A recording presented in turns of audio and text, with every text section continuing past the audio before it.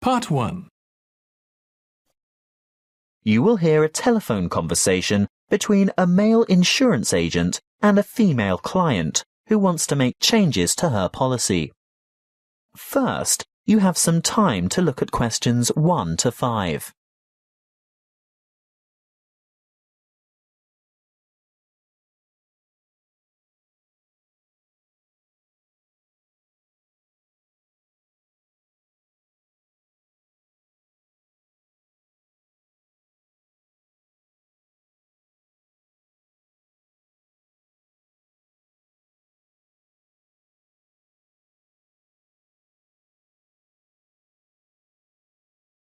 Now we shall begin.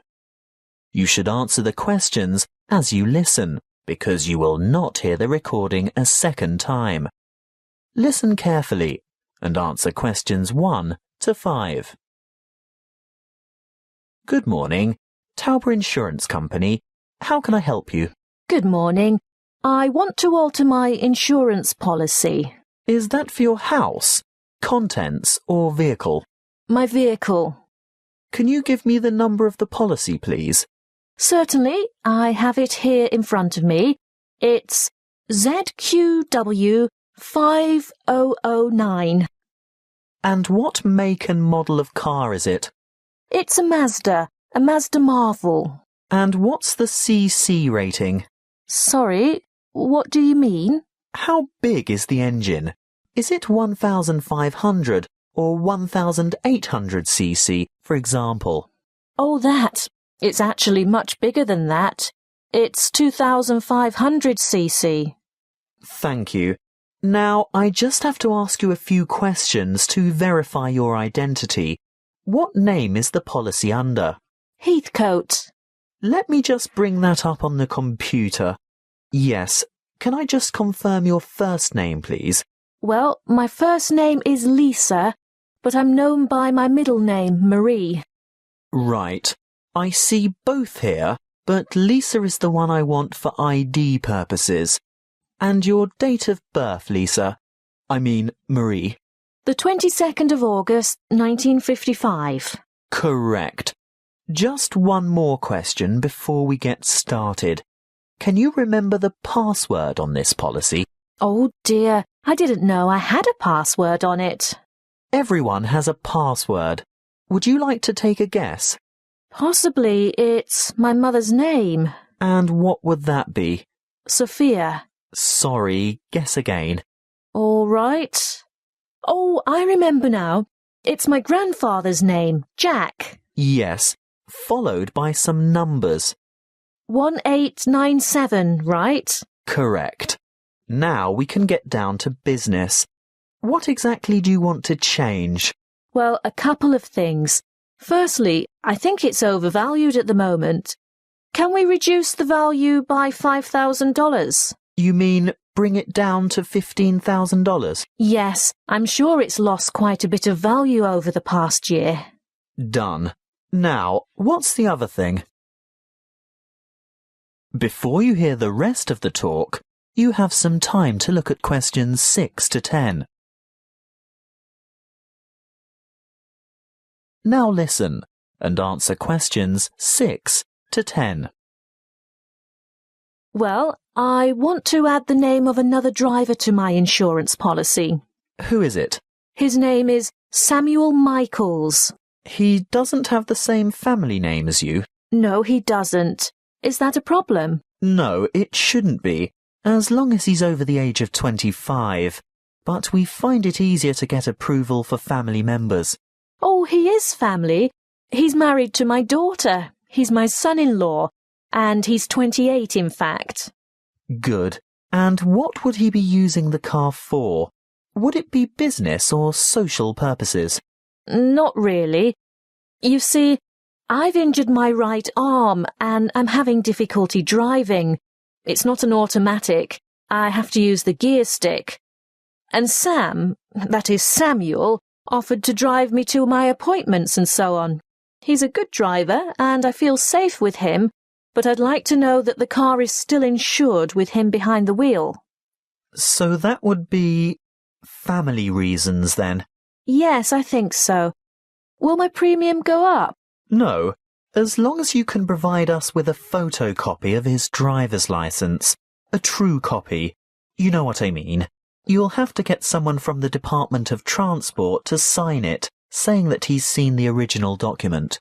I think we can manage that without any difficulty. Oh, and while he's at the department, he should ask them for a record of any driving offences, demerit points, that kind of thing. Only for the last 5 years, though. We're not interested in anything beyond that, but it's important that he has a clean record for the 5 previous years. Oh, I'm sure that won't be a problem. Is there anything else you need? Just the date for when you'd like this to take effect. Today, if that's possible. Yes, we can issue temporary cover from today's date, but full cover won't apply until we've received the paperwork and it's been approved. What exactly is temporary? He'll be covered for 2 full weeks, but it will lapse after that time if there's any problem with his credentials. That is the end of part 1. You now have 1 minute to check your answers to part 1.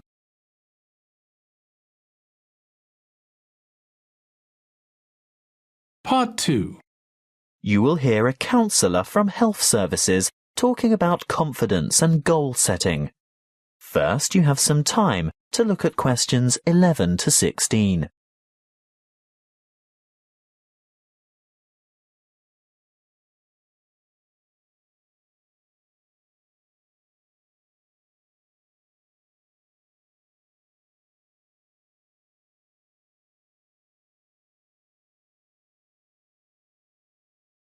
Listen carefully and answer questions 11 to 16. Hello, I'm Jo from Health Services, and I'm pleased to be here talking to you today. You've come here today to learn more about gaining confidence and setting goals. How many of you are truly positive thinkers? Positive thinking is the key to confidence.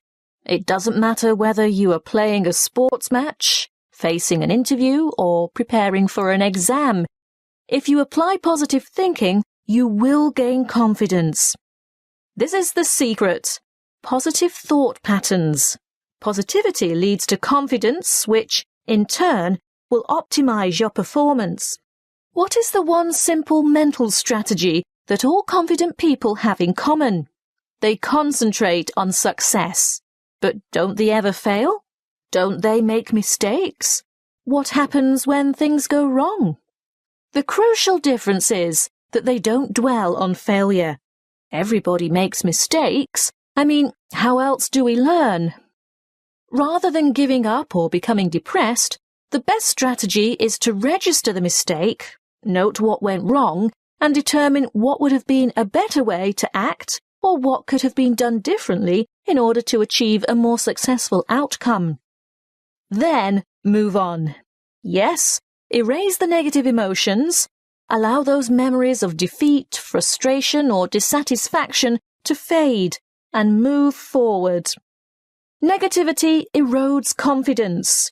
You need to put aside your disappointments and focus on successful outcomes.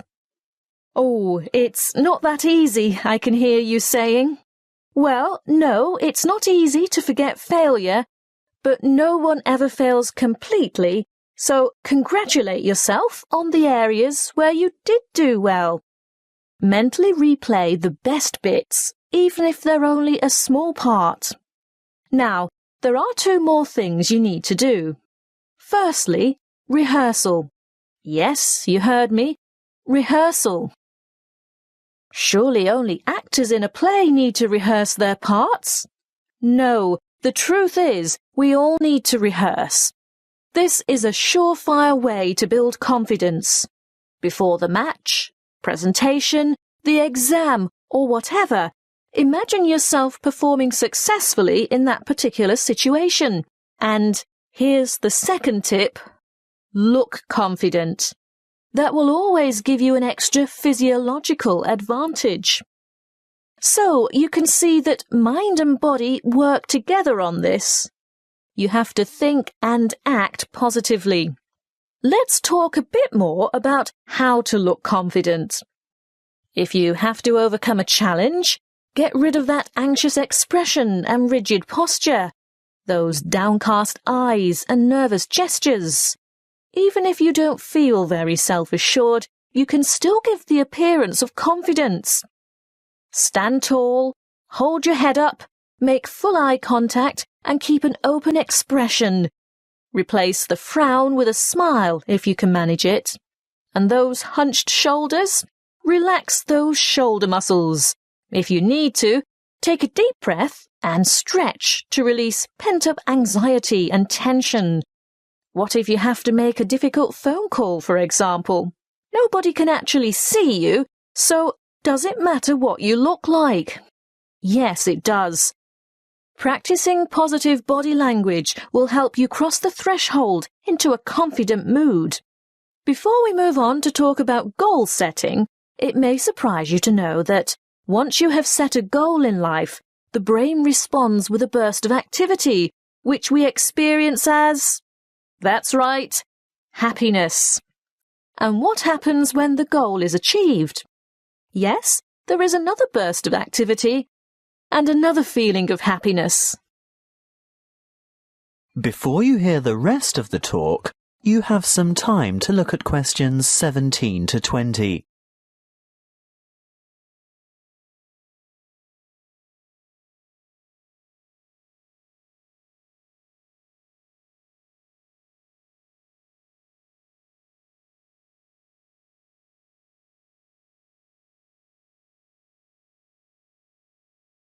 Now listen and answer questions 17 to 20. As you can see, the recipe for a happy life is to maintain a positive attitude and keep setting and achieving your goals.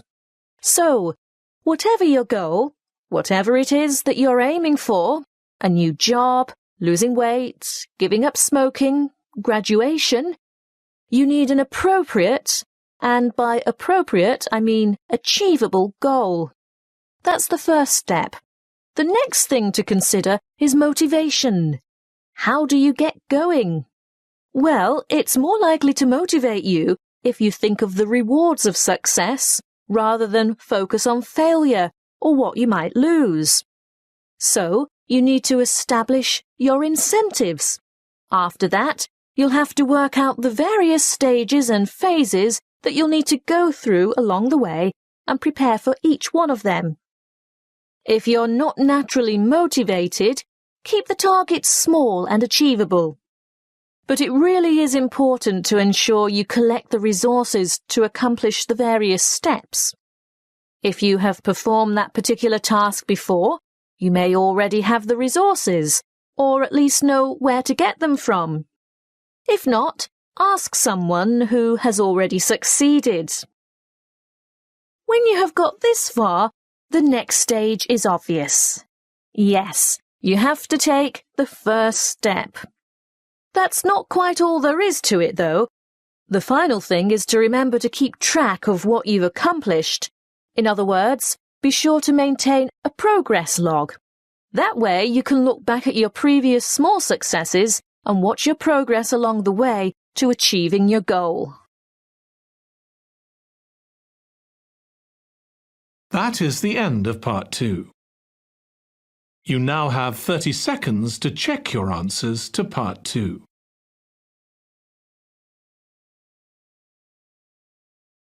Part 3. You will hear a conversation between two students and their professor, who is asking them to organise a panel discussion for an upcoming conference. First, you have some time to look at questions 21 to 23.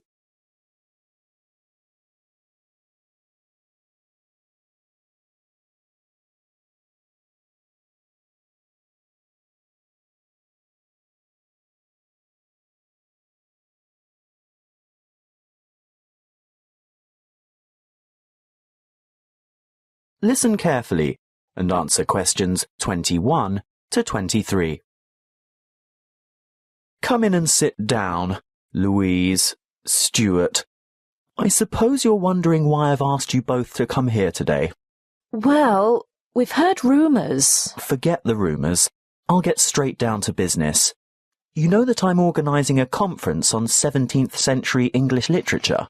Yes, but, well, I've arranged for 3 keynote speakers, and I've invited 25 panellists so that we can have 5 panel discussions.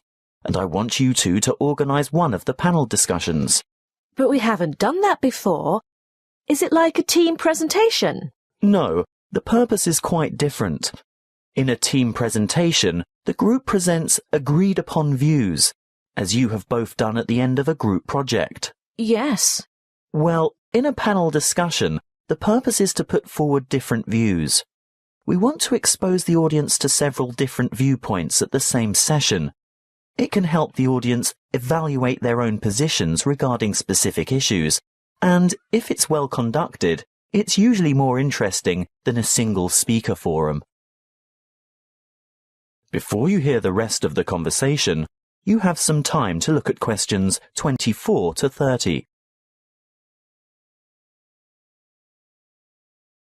Now listen and answer questions 24 to 30. And what exactly do we have to do? Well, you'll take the role of leader or moderator and assistant. Is that like the role of chairman? Yes, that's it. Sounds daunting. Not at all. I've already done a great deal of the preparation myself. Let me run through the procedure with you. I've singled out an issue that will entail quite some conflict of opinion. I've selected panellists who are well informed and will probably have contradictory points of view. That's very important, you know. Actually, I feel a bit nervous. How many panellists will there be? Well, I've invited 5 panellists for each panel, because that's probably the maximum number that an inexperienced moderator can handle. But don't worry, I always invite more than we need, because you can be sure someone won't be able to make it, so you'll probably just end up with 4, which is a very manageable number. Oh, I see. And I've chosen a moderator. That's you, by the way. Ah, but Stuart will help, right? Yes, I'll get on to timekeeping and whatnot shortly. That's where an assistant is indispensable. But what procedure do we follow to conduct the panel discussion? Don't worry, I was just about to say, I've also settled on the format. What is it? There are various formats that can be followed, but I've always found this one to be very effective. Yes? Okay. Make some notes on these guidelines as I run through them, and ask me questions about anything you don't understand. We're ready? Firstly, the moderator introduces the topic and the panellists. But we don't know who the panellists are. Don't worry, I've prepared a short biographical introduction for each one of them, and I'll give you that information tomorrow. Oh, good. Next, the panellists are given a set amount of time to present their views on the topic. I'd say about 2 minutes each should be sufficient. Now, this is where Stuart's timekeeping is going to be important. You have to keep to the schedule all the way through, because the lecture room has only been booked for an hour. How do I indicate when the time is up? You stand off to one side of the panel, either with your back to the audience or hidden from the audience, but in full view of the panel and moderator. You have a digital clock or timer, and you hold up the appropriate number of fingers to give the number of minutes. When the time is up, you make a cutting gesture with your hand. Ah, but what if the panellists keep talking? Then that's your job to politely intervene and move on to the next segment, which is the discussion itself. Panellists discuss, ask questions, and react to the opinions of other panel members. This, of course, is their primary function and should occupy about 60% of the allotted time. Stuart will watch the time, right? Yes, because you'll be making brief notes. Why? Well, when the time's up, the moderator shuts down the debate and provides a summary of the discussion. Oh, and then it's over? Well, no. The secondary function of the panel is to answer questions from the audience, and that should take up the remaining 15 to 20 minutes. It's the leader's role to recognise appropriate questions and reject those not related to the subject. During the question period, you must maintain strict control and this will most likely be the toughest part of the whole job. Oh dear. Stuart will of course help you here by ensuring that as many people as possible have a chance to ask their questions, and that no one member of the audience tries to dominate. With about 5 minutes to go, he'll announce that there's time for only a couple more questions, then announce, last question. And then it's over. Not quite. You still have to acknowledge the involvement of the panellists and invite the audience to thank them with a round of applause. Should I clap too? Yes, you should both take part in the applause. That is the end of part 3. You now have 30 seconds to check your answers to part 3. Part 4. You will hear a talk on hydroelectric power. First, you have some time to look at questions 31 to 40.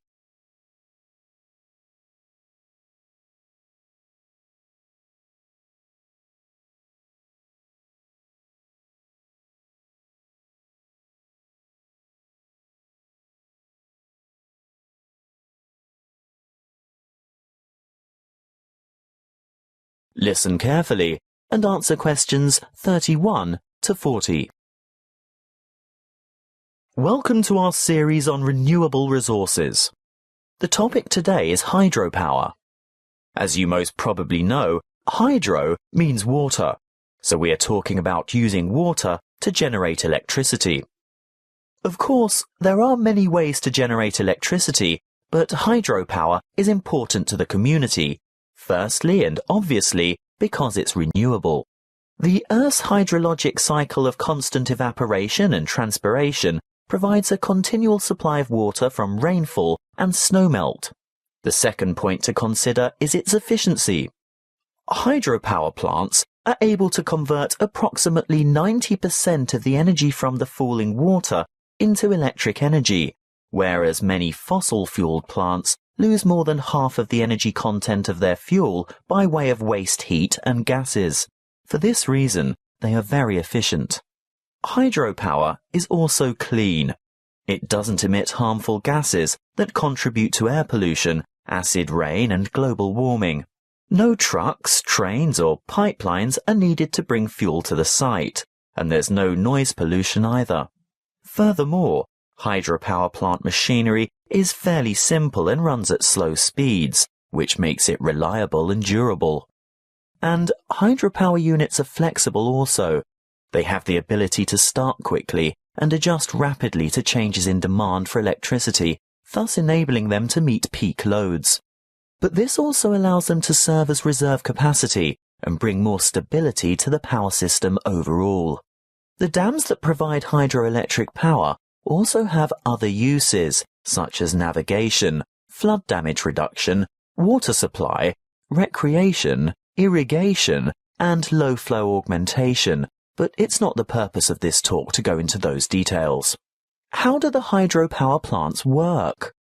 Well, a dam is built across a river, which captures water to form a reservoir and raises the water level to create head.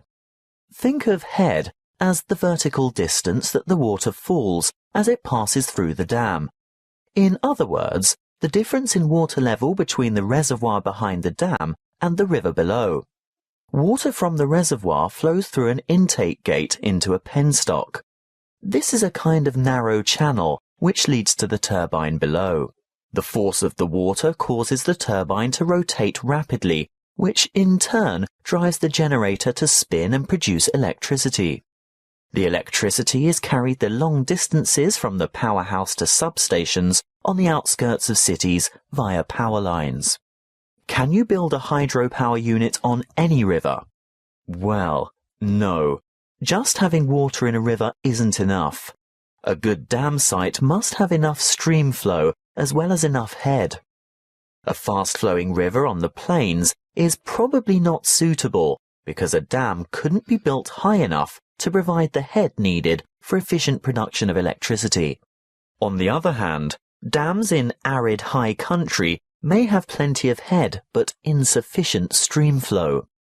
The perfect spot for a hydropower plant is where the right combination of stream flow and head exists. What about the environment? Surely the construction of large dams has an environmental impact.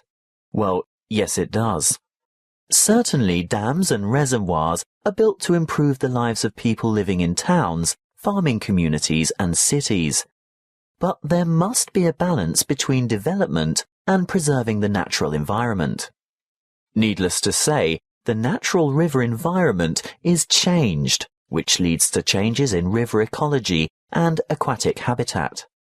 Sometimes, for example, dissolved oxygen levels below dams get so low in summer that there is a negative impact on aquatic life. These levels can be improved, however, by using special aerating turbines and/or injecting oxygen directly into the stream flow. In order to protect and improve the habitat for endangered and other species of birds, fish and water life, there needs to be a thorough review of operating plans to see if a better balance can be achieved. Hydropower plant design and operation must not only meet the needs of consumers for electricity, but work hand in hand with agencies whose concern is for the fish and wildlife, water quality and water supply.